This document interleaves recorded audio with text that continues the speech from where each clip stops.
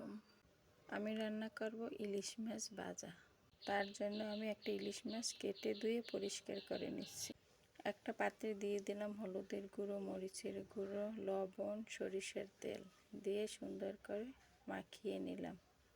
ইলিশ মাছ ভাজা পছন্দ করে না এমন মানুষ খুব কমই আছে।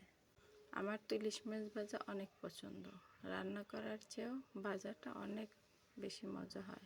সুন্দর করে হাতে মাখিয়ে নেব। এই যে আমি একটা একটা করে সরিষার তেল দিয়ে সুন্দর করে মাখিয়ে নেব। ইলিশ মাছ আর মরিচ পোড়া পান্তা ভাত খেতে অনেক মজা।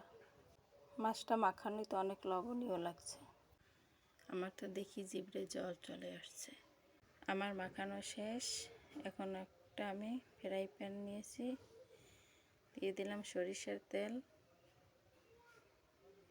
দিয়ে এক এক করে মাছগুলো দিয়ে দিলাম। মাছগুলো দিয়ে সুন্দর করে একটু কড়া কড়া করে ভাজা ভাজা করে নেব। এই যে আমার এক পিঠ হয়ে গেছে মাছ ভাজা, আমি এবার উল্টিয়ে নিলাম।